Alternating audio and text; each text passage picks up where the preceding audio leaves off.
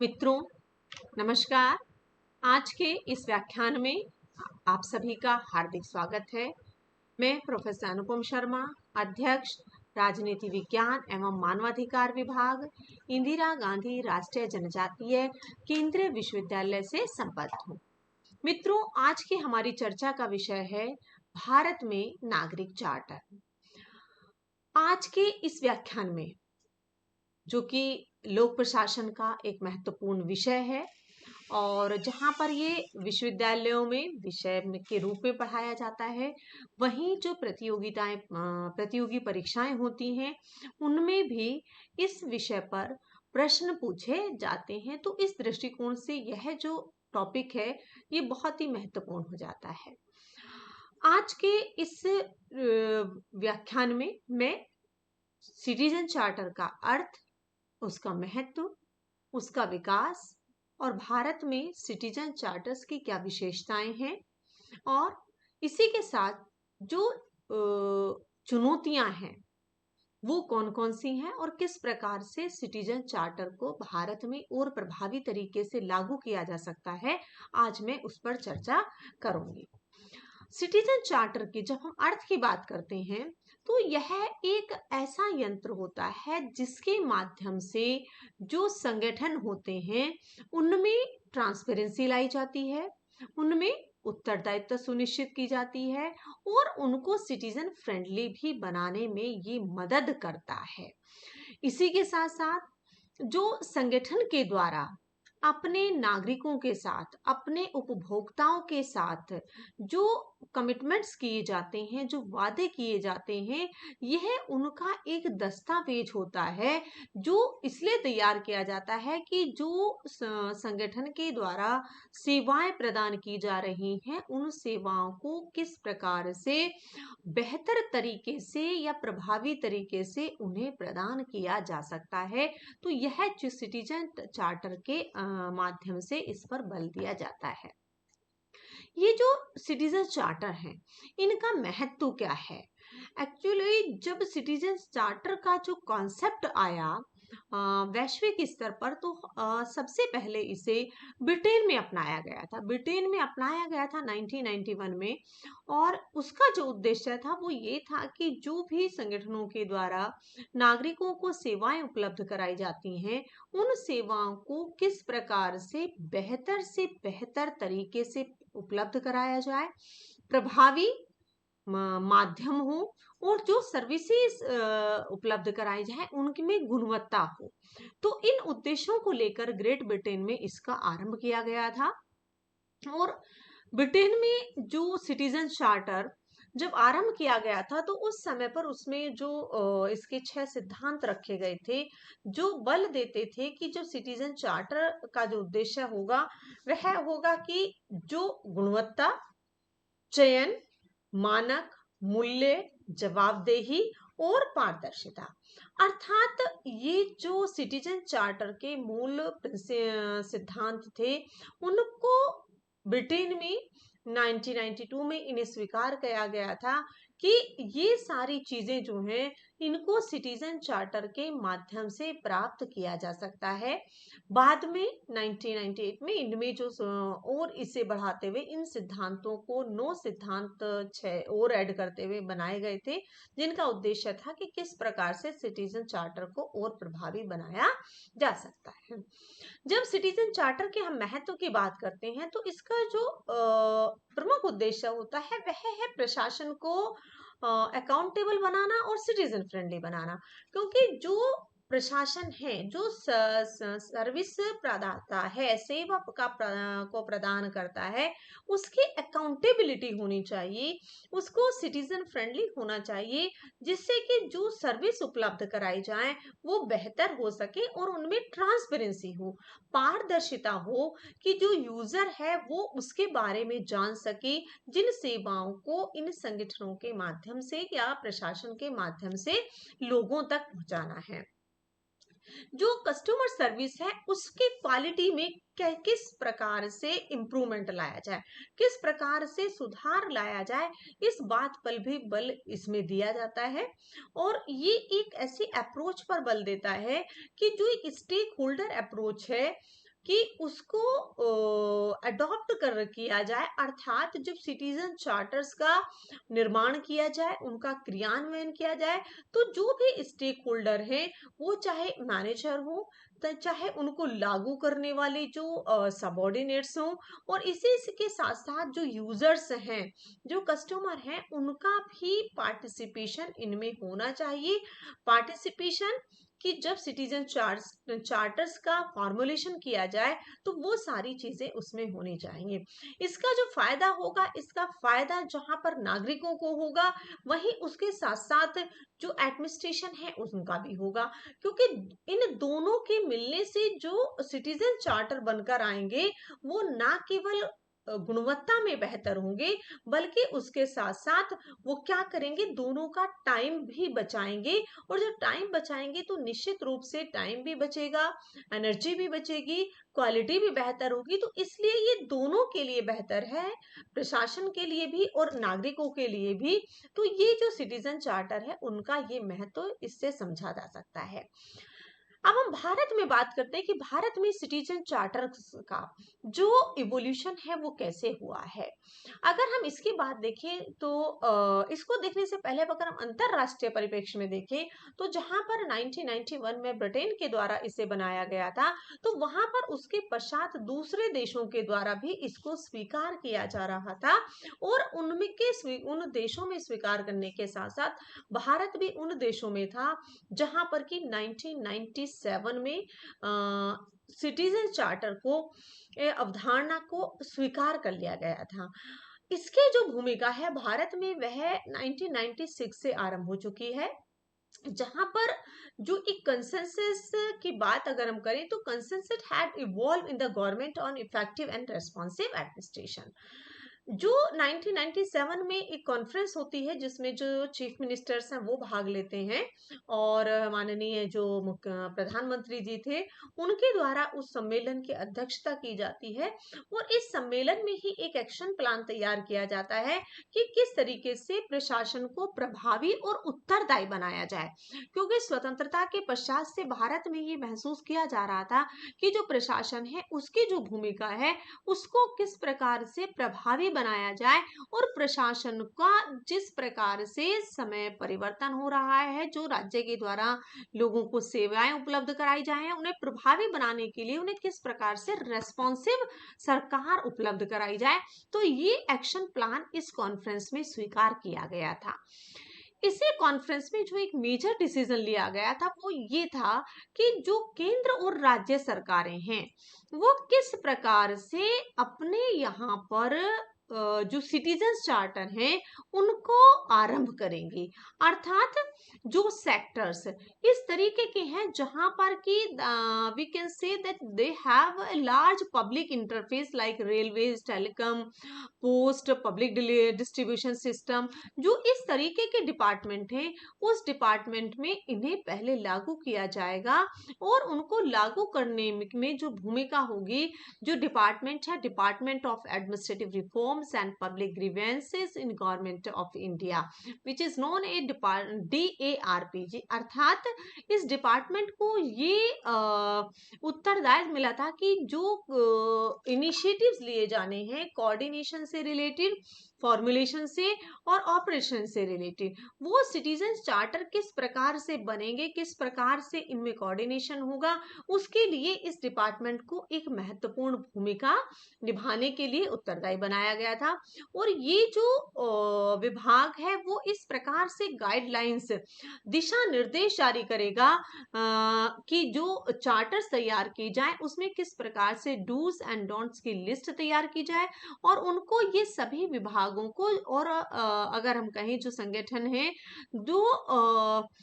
Charters बनाने की प्रक्रिया में है, तो किस प्रकार से वह प्रभावी चार्टर्स बनाएंगे और प्रभावी चार्टर को तैयार करके लेकर आएंगे। तो उनको ये सारी जो गाइडलाइंस हैं उनको कम्युनिकेट किया गया था। इसने ये भी सजेशन एक रखा था कि जो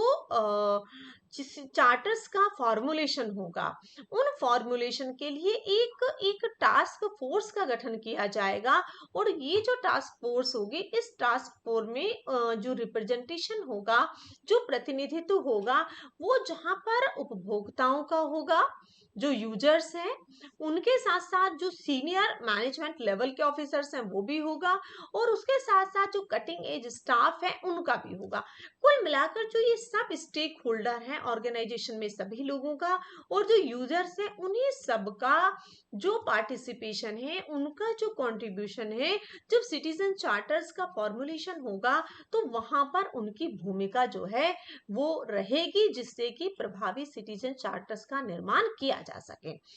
जो सिटीजन चार्टर्स को बनाने पर जिन चीजों पर बल दिया गया था, उसमें जो पॉइंट्स रखे गए थे, ये जो एलिमेंट्स थे कि जब सिटीजन चार्टर्स भारत में बनाए जाएं तो उनमें इन चीजों को इनकॉर्पोरेट किया जाएगा, कि जैसे फर्स्ट है विजन एंड मिशन स्टेटमेंट, कि जो ऑर्गेनाइजेशन है पहले वो अपना विजन और मिशन उसमें रखेगा, कि वो डिपार्टमेंट का विजन क्या है, वो किन विजन को लेकर चलेगा, उसका मिशन क्या है, उसका क्लियर कट उसमें में दिया जाएगा। जो details of business transacted by the organisation, जो भी बिजनेस का ट्रांजैक्शन उस संगठन के द्वारा किया जाएगा, उसका डिटेल विवरण भी उसमें होगा। जो क्लाइंट है उनका विवरण उसमें आएगा, और जो भी सर्विस क्लाइंट्स को उपलब्ध कराई जाएंगी, प्रदान की जाएंगी, उनके लिए बनाई जाएंगी, उन सेवाओं का विवरण भी इन सिटीजन चार्टर्स के अंदर रखा जाएगा। जो महत्वपूर्ण चीज थी जिस एलिमेंट को रखने के ऊपर बल दिया गया था, वो था कि जो details of grievance redress mechanism and how to access it, क्योंकि सभी जो यूजर्स के रूप में अगर देखें तो ये महसूस किया जाता है कि यूजर्स की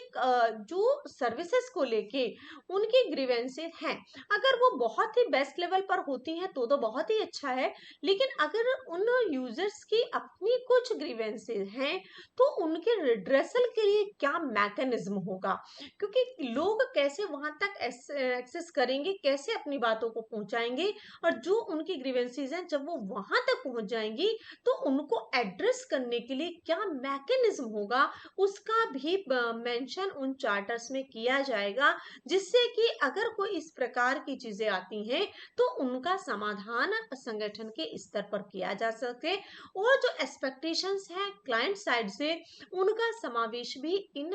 सिटीजन चार्टर्स के अंदर किया जाएगा, जिससे कि जब चार्टर बनकर तैयार होगा तो उसमें विजन एंड मिशन भी है, उसमें डिटेल्स ऑफ क्लाइंट भी है, डिटेल्स ऑफ बिजनेस ट्रांजैक्शन भी है, details of grievances redressal mechanism भी है,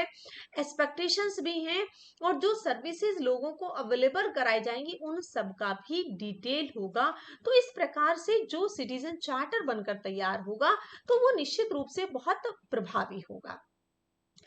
भारत में जब सिटीजन चार्टर्स आरंभ किया गया था तो उसके पश्चात सरकार के द्वारा प्रशासन को प्रभावी बनाने के लिए इस पर निरंतर बल दिया जाता रहा, और जब प्रशासन ने बल दिया तो जो सरकारें थी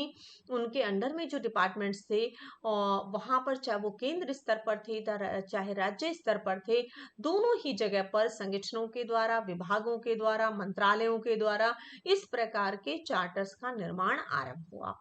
और अगर हम मार्च तक देखें, एक दशक से भी कम का समय है, तो जहां पर 160 सिटीजन चार्टर जो है वो केंद्र सरकार के मंत्रालयों के, डिपार्टमेंट के, संगठनों के अंतर्गत बनाए गए थे, तो वहीं पर 629 चार्टर जो है जो के राज्य सरकारों की एजेंसियां थी और यूनियन टेरिटरीज की एजेंसी थी उनके अंतर्गत बनाए गए थे। तो कुल मिलाकर इन सालों में लगभग more than 700 charters were formulated under the state governments and the central government. और ये जो नेशनल चार्टर थे जो बनाए गए थे उनको जो गवर्नमेंट की वेबसाइट थी उन पर डाल दिया गया था और वो जनता के लिए ओपन कर दिए गए थे कि ना people these charters are open to public scrutiny means the organizations with the citizen charters are advised to give publicity to charters through such means as print, electronic media and awareness campaign. Means the government will try to we can say publicize these charters, जो print media है, electronic media है, awareness campaign है, इनके माध्यम से इनको इनकी publicity करेगी, जिससे कि अधिक से अधिक जो उपभोक्ता हैं या यूजर्स हैं उन तक ये चार्टर पहुंच सके। और जब चार्टर उन तक पहुंच जाएंगे, वो उनको समझेंगे, तो निश्चित रूप से उनका लाभ भी उनको मिलेगा। तो इस चीज पर यहाँ पर बल दिया गया था। सरकार के द्वारा ही एक वेबसाइट तैयार की गई थी और ये कॉम्प्रिहेंसिव वेबसाइट जो थी, जो www.goicharters.nic.ni, ये इस तरीके की वेबसाइट थी जो डेवलप की थी गई थी और लॉन्च की गई थी by the department of administrative reforms and public grievances on 31 मई 2002। और ये जो वेबसाइट है, ये वो सारा कंटेंट कंटेन्स करती थी जिसमें कि जो भी सिटीजन चार्टर थे which were issued by the various central government ministries, departments, organisations, जो सारे इशू किए गए थे उन सबसे रिलेटेड जो इंफॉर्मेशन थी, डाटा था और जो लिंक्स थे, वो यहाँ पर अवेलेबल कराए गए थे। इसका जो उद्देश्य था वो ये था कि जो चार्टर्स तैयार हुए हैं भारत में, लोग उनके बारे में जानकारी प्राप्त कर सके, उन्हें समझ सके और उनसे वो लाभान्वित हो भी सके, ये इसका उद्देश्य रखा गया था। जहां पर सरकार के द्वारा अपने संगठनों के माध्यम से जो सिटीजन चार्टर्स हैं उनका समय समय पर मूल्यांकन किया जा रहा था, उनमें संशोधन किए जा रहे थे और उन संशोधनों के आधार पर जो सिटीजन चार्टर थे उनमें भी संशोधन हो रहे थे। तो उसी के क्रम में एक, अगर हम कहें, जो इंडिपेंडेंट एक पब्लिक अफेयर्स सेंटर है जो बेंगलोर में स्थित है, उसके द्वारा सिटीजन चार्टर के ऊपर 2007 में एक अध्ययन किया गया था और इस सेंटर ने जो अपनी रिपोर्ट प्रस्तुत की थी, उस रिपोर्ट में उन्होंने अगर हम कहें, उस रिपोर्ट में जो उसका नाम था India citizen charters a decade of experience, means एक डिकेड की जो जर्नी थी उसका उन्होंने मूल्यांकन किया था। और मूल्यांकन के आधार पर जो उन्होंने अपनी रिपोर्ट तैयार की थी, उसमें कहा कि जहां भारत में इस एक दशक में जहां सिटीजन चार्टर ने अपनी उपलब्धियां प्राप्त की हैं और केंद्र और सरकार के द्वारा जो प्रयास किए गए हैं, वो निश्चित रूप से उनका, हम कहें, जो रिजल्ट्स हैं, जो उनके परिणाम हैं, उनको स्पष्ट रूप से देखा जा सकता है। लेकिन अभी भी जो सिटीजन चार्टर हैं, अगर उनको प्रभावी बनाना है तो उनमें उन्होंने कहा कि कुछ कमियां दिखलाई देती हैं। कमियां तो एक तो जो ये कंटेंट है उसकी जो क्वालिटी है वो अपने आप में उतनी अच्छी नहीं है जितनी अच्छी होनी चाहिए, मीन्स पुअर क्वालिटी कंटेंट है। कि जो कंटेंट ऑर्गेनाइजेशंस के द्वारा तैयार किया जाता है वो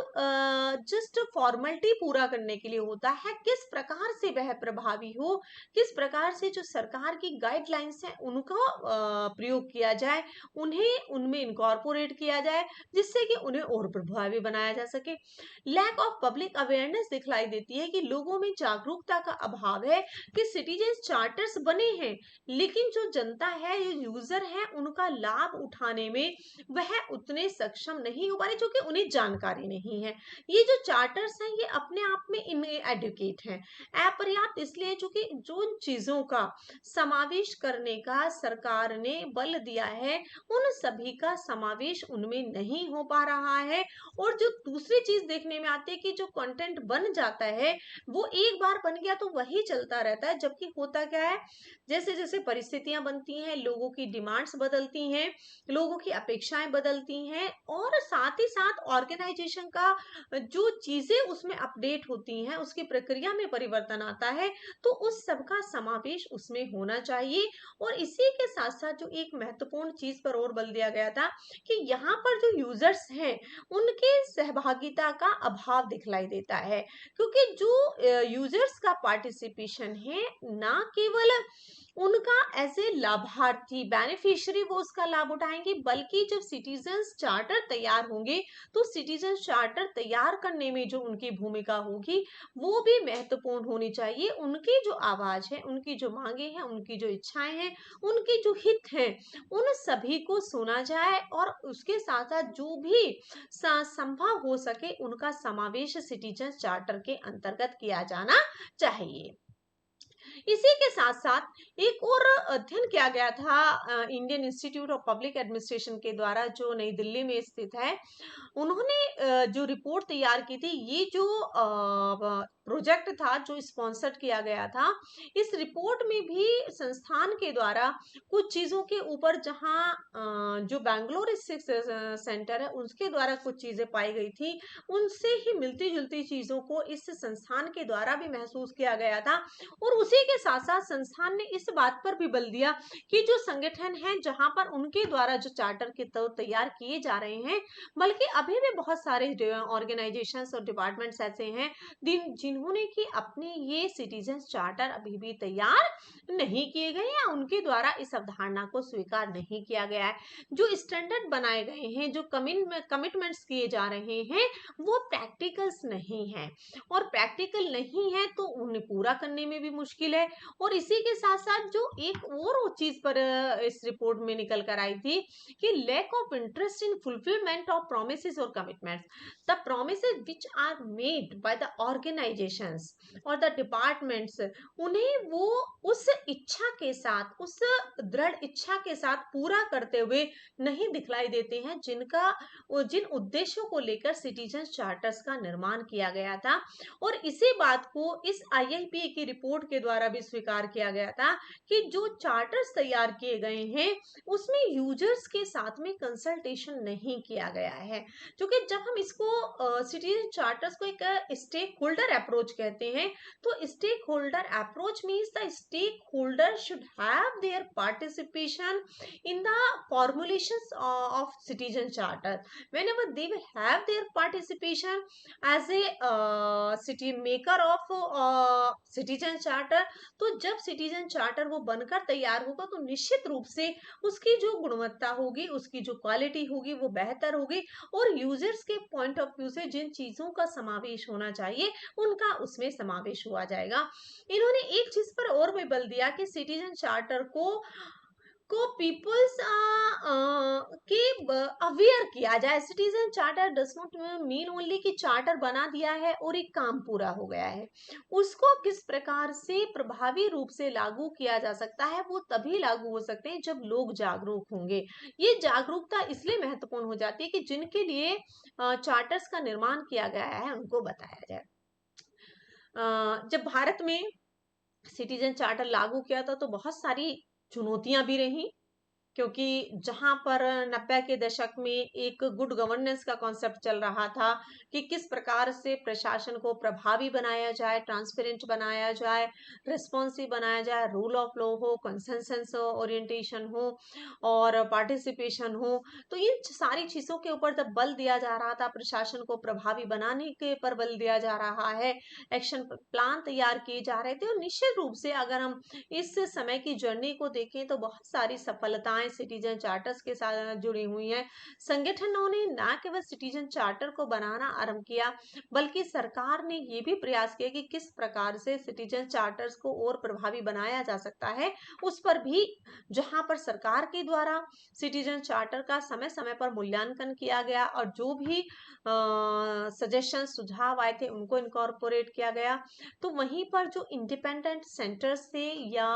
इस तरीके के संस्थान थे जो अध्ययन करते हैं उनके द्वारा भी उनके मूल्यांकन किया गया।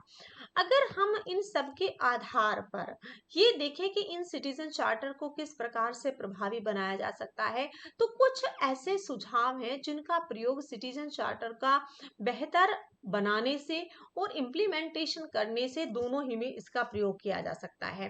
पहली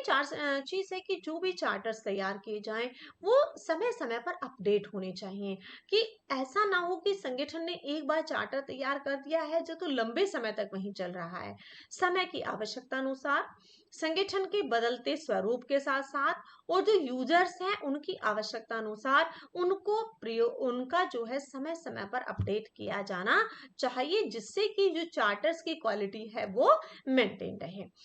awareness among the people means जो पीपल हैं उनमें किस प्रकार से जागरूकता लाई जाए, कि जो चार्टर्स तैयार किए गए हैं, क्योंकि जो भी रिपोर्ट्स आई थी उनमें इस बात को स्वीकार किया गया था कि लोगों में अभी जागरूकता का अभाव है। तो ये जागरूकता लाई जाए और कैसे लाई जाए, उसके लिए चाहे वो प्रिंट मीडिया है, पोस्टर्स हैं, बैनर्स हैं, और उसी के साथ साथ ब्रोशर हैं, न्यूज़पेपर के माध्यम से है, और लोगों को जागरूक बनाकर दूसरे प्लेटफॉर्म है, कॉन्फ्रेंस आयोजित की जाए, सेमिनार आयोजित की जाए, वर्कशॉप आयोजित की जाए, जिससे कि लोगों को इस प्रकार के उनकी जो सहभागिता है वो सहभागिता जहां पर उनकी जब चार्टर्स का निर्माण किया जाए वहां पर हो, वहीं उसके साथ साथ वो बीइंग ए यूजर वो कैसे उनका लाभ उठा सकते हैं इस बात पर भी बल दिया जाना चाहिए।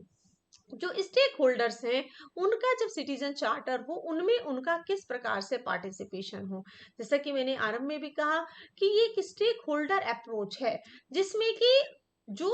मैनेजरियल स्टाफ है जहां उसकी महत्वपूर्ण भूमिका है, तो वहीं पर जो बाकी स्टाफ है जो डिसीजन मेकिंग में भी और इम्प्लीमेंटेशन से भी जुड़ा रहता है, उसकी भी भूमिका होनी चाहिए, और यूजर की भूमिका, जिससे कि उनकी वॉइस को, उनकी डिमांड्स को, उनके इंटरेस्ट को, उनकी एक्सपेक्टेशंस को, उनका भी समावेश इसमें किया जा सके। तो इसलिए जो है उसका समावेश इसमें होना चाहिए, और इन सब स्टेक होल्डर्स का सिटीजन चार्टर बनाने के समय जो है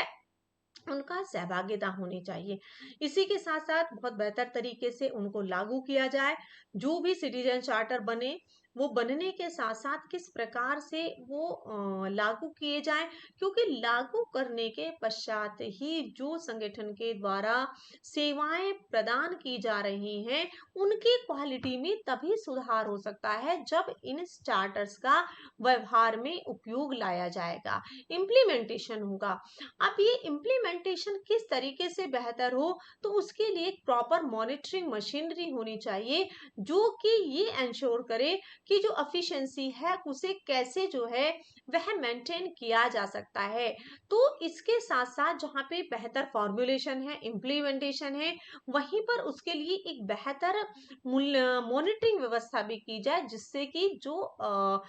सिटीजन चार्टर है उनका बेहतर तरीके से उन्हें लागू किया जा सके और जो अपेक्षित परिणाम है उनको प्राप्त किया जा सके। तो हम अगर इस प्रकार से देखें भारत में जो सिटीजन चार्टर है, भारत में सिटीजन चार्टर को जहां पर उसी दशक में जहां दूसरे देशों के द्वारा यूके के पश्चात दूसरे देशों के द्वारा स्वीकार किया जा रहा था, तो भारत के द्वारा भी उसे न केवल स्वीकार किया गया बल्कि उसके साथ साथ उसको व्यवहारिक बनाने के लिए, प्रशासन में प्रभावशीलता लाने के लिए, उसे उत्तरदायी बनाने के लिए जो प्रयास किए गए और जिस प्रकार से चार्टर्स फॉर्मुलेशन के ऊपर बल दिया गया, और ना केवल बल दिया गया फॉर्मुलेशन के लिए बल्कि किस प्रकार से उन्हें प्रभावी तरीके से बनाया जाए, क्या क्या तत्वों का समावेश किया जाए, और समावेश करने के साथ साथ किस प्रकार से उन्हें बेहतर तरीके से लागू किया जाए, उसको लागू करने के ऊपर भी बल दिया गया। और इसके महत्ता हम इसी से समझ सकते हैं कि बहुत कम सालों में ही भारत में 700 से ऊपर सिटीजन चार्टर्स का निर्माण कर लिया गया था, और अब लगातार इस दिशा में संगठन संगठनों के द्वारा सिटीजन चार्टर जहां बनाए जा रहे हैं, और जहां पर चीजें अब ऑनलाइन होती जा रही हैं, तो ऑनलाइन साधनों के माध्यम से भी जो सिटीजन चार्टर हैं उनको लाभ उठाया जा सकता है, सकता है और जा रहा है। जैसे जैसे जो सिटीजन्स हैं, नागरिक हैं, वो लाभान्वित हो रहे हैं, तो लाभान्वित होने के साथ साथ उसका जो लाभ है वो नागरिकों को मिल रहा है। हालांकि इसके ऊपर कोई इसे जो हम कहें मैंडेटरी या लीगल सपोर्ट ना होने के कारण उतनी उसकी प्रभावी भूमिका नहीं रह जाती, लेकिन इसके बावजूद जैसे भारत जैसे देश में जो एक लोकतांत्रिक देश है, लोकतांत्रिक संस्थाएं हैं, प्रक्रियाएं हैं, और जो प्रशासन, बेहतर प्रशासन की हम बात करते हैं, तो सिटीजन चार्टर के माध्यम से जो ट्रांसपेरेंसी है, अकाउंटेबिलिटी है, रेस्पॉन्सिवनेस है, सिटीजन फ्रेंडली एडमिनिस्ट्रेशन है, उसको लाया जा रहा है और उसको प्रभावी बनाया जा रहा है। इसी के साथ आप सभी का बहुत बहुत धन्यवाद।